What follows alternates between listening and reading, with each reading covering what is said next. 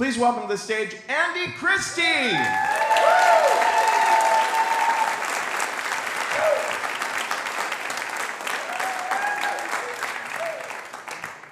Thank you. Let me just lower your expectations for a second after that introduction. Maureen and I were the same age, about 12 and a half, when she moved onto the block. So she wasn't really a woman. As a matter of fact, being the fat kid in the neighborhood, my breasts are actually quite a bit nicer than hers. But the buttons on the front of her white Catholic school blouse did pull a little bit underneath the gold crucifix she wore around her neck. So when she moved onto the block, I spent a lot of time hanging around in front of her stoop, waiting for her to come out, checking out the front door, waiting for her, acting like I could give a shit if she ever came out or not, just being there waiting for her.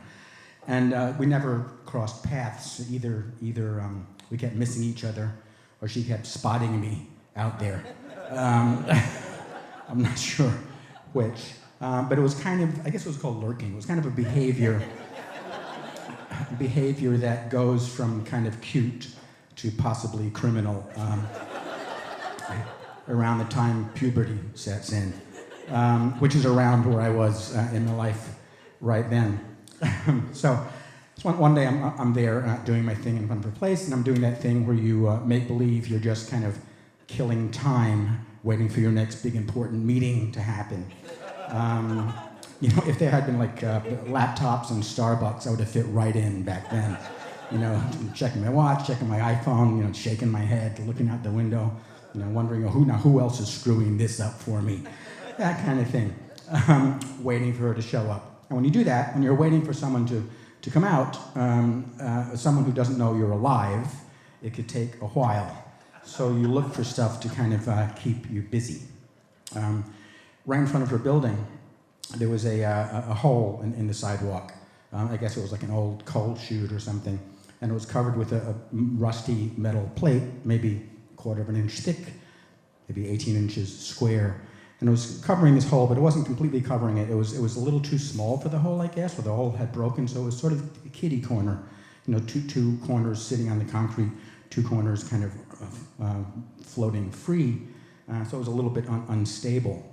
So I thought, here's something that can keep me busy while I'm waiting for Maureen. So I wandered over to it and started kind of checking it out, analyzing it as if I were some kind of like a 12-year-old civil engineer or something. And, crouched down over it and kicked it a little bit with one of my sneakers and shoved it around a little bit. And then I decided to kind of get on it to see exactly what I could do with that to kill time. And I very carefully kind of put one foot on either corner of this thing and started rocking back and forth, carefully and slowly until I kind of got the hang of it, and I felt like I was like surfing out there in front of her building. I looked like a fat, possibly autistic child, I'm sure. But I kept doing this until I hear a window open. And I look up, and it's Maureen's window. But it is not Maureen. It's possibly Maureen's grandmother, because there's an old woman looking out the window at me. Not kind of casually, like staring, really. Like glaring, really. Like angry, really.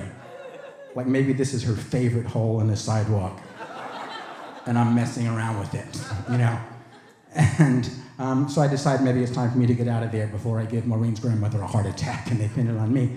So I decided to get out, but I'm so panicky about leaving, I forget to be careful. I forget that if I lift up one foot of one corner of this plate, that the other unsupported corner will kind of pivot down, which it does really quickly, like instantly, actually. And it grinds to a stop in a vertical position with two corners wedged against the inside of the concrete, broken concrete in the hole, with one corner pointing down towards the basement and one corner pointing up to where my legs meet, And I go down like a wishbone with one leg on either side of this plate, and then I slam to a stop on the corner of this rusty blade, upon which my recently pubescent testicles become impaled. I'm trying to describe what that felt like. It hurt. It really, really hurt. So all of this is why the first woman who was not mommy to see me naked wasn't Maureen, but an emergency room nurse wearing a surgical mask and what looked like a butcher's apron.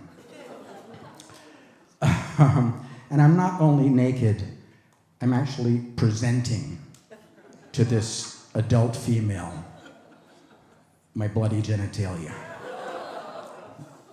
This was not the plan. She's not Maureen, you know. But she's right over me. I can feel her body heat. And we're both kind of enveloped in all these kind of nice smells. You know, it's perfume and Vicks VapoRub and iodine. And she has not a gold Catholic school crucifix dangling between her breasts, but a stainless steel stethoscope. And she's holding a syringe to stab my personal area, and a razor to shave away my gore-matted, downy pubic hair. On the plus side, she was paying attention to me.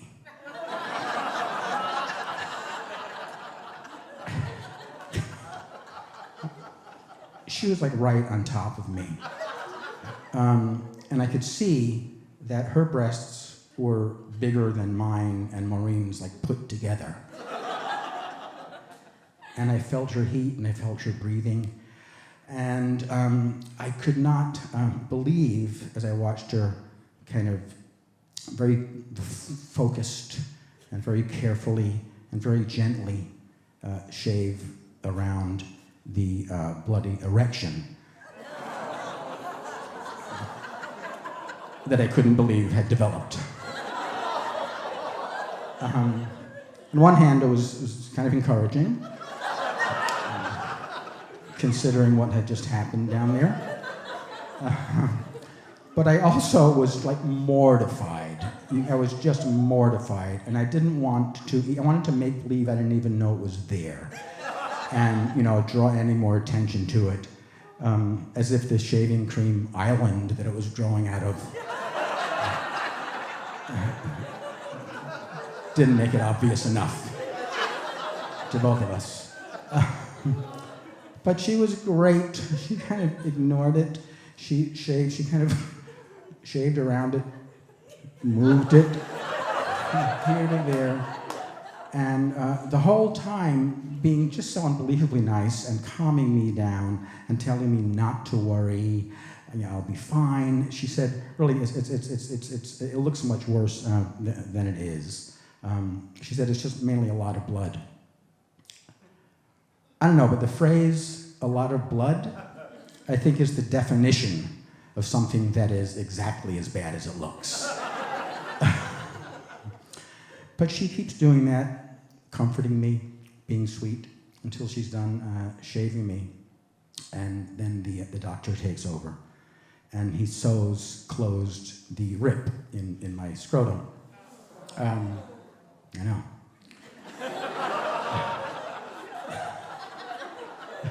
I'm sorry. What happened? It was kind of like a hole you get in your pocket that your change drops out of, and it goes all the time. I can kind of picture this little flesh pink ball running down my pants leg and rolling out into the street and getting run over by a truck or something. In case you didn't get the picture, that's what's going on with those. Thinking so. Anyway, when the doctor's done sewing me shut, she comes back and she cleans me and bandages me up. And while I am sitting there on the gurney, kind of wondering what my future holds for me now, and not really knowing, because at the time I had no idea what my future held for me. I didn't know what I was going to be missing out on. I didn't know what was up, out there ahead. But I sat there, and she sat down. At this point, she had taken off her surgical mask, and she sat down next to me.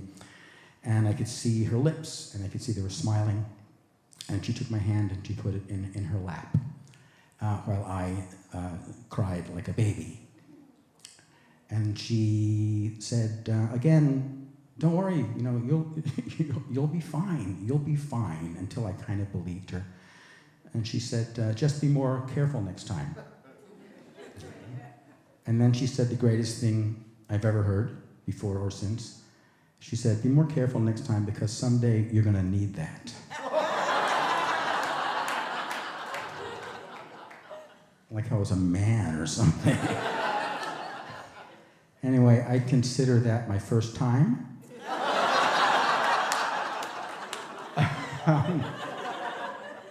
Like yours, probably. It was unbearably intimate, incredibly new, and potentially disastrous. But because of this kind woman, my memory of it is that it was also warm and safe, and when I think back, kind of funny. They should all be like that. I'm not going to say it's been all downhill from there, but it's been hard to match. And I'd like to thank Maureen for that. Thank you.